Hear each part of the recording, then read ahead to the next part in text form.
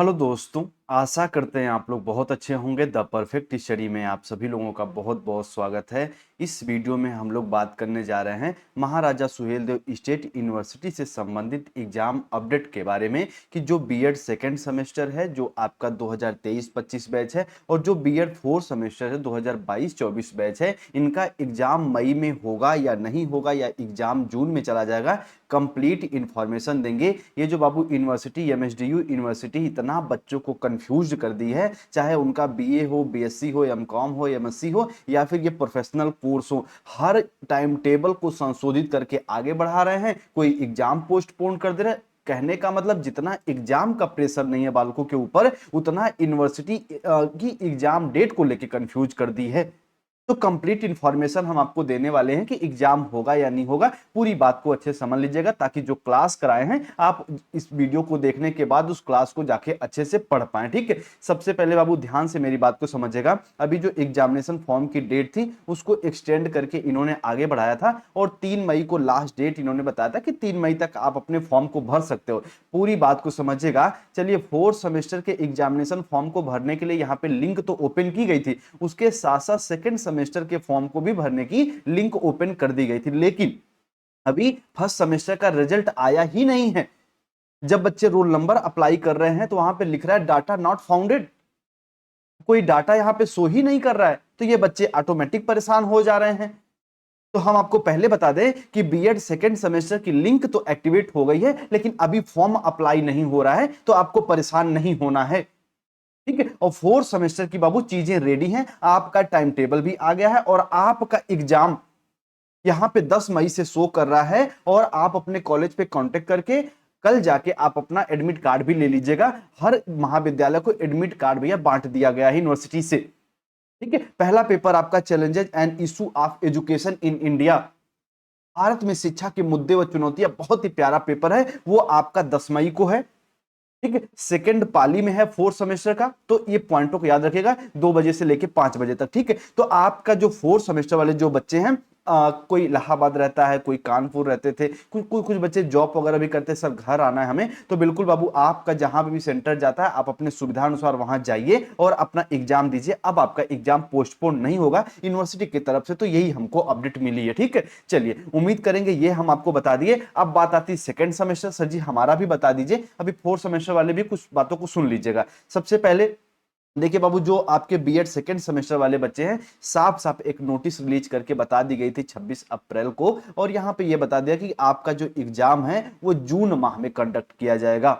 ठीक है, जो आपका एग्जाम 9 मई से प्रारंभ होने जा रहा था वो अब आपके जून माह में कंडक्ट कराया जाएगा, यानी इलेक्शन के बाद ही कराया जाएगा। इतनी पॉइंटों को समझिएगा। ठीक है, अगर यहीं पे हम लोग बात कर ले सेकेंड सेमेस्टर का बाबू, तो ये समझिएगा कि ये आपका एग्जाम जो है वो आपका पोस्टपोन्ड हो जाएगा। ठीक है, पोस्टपोन्ड होगा, पोस्टपोन्ड हो गया है। ठीक है, यानी जून माह में ही होगा, आप निश्चिंत रहिएगा, आपको मई में एग्जाम नहीं देना। ठीक है, चलिए उम्मीद करेंगे ये अपडेट समझे होंगे। फोर्थ सेमेस्टर वाले बच्चे, जो आपका challenges and issue of education in India है, इसका पेपर हम आपको कंप्लीट करा चुके हैं क्लास के माध्यम से।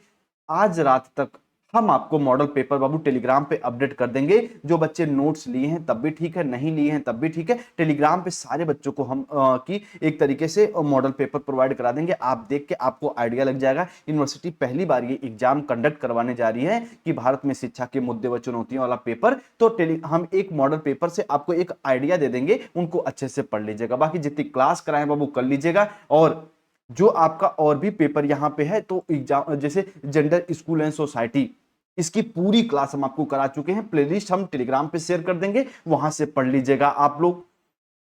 हेल्थ एंड फिजिकल एजुकेशन की क्लास करा चुके हैं, इन्वायरमेंटल एजुकेशन की क्लास करा चुके हैं।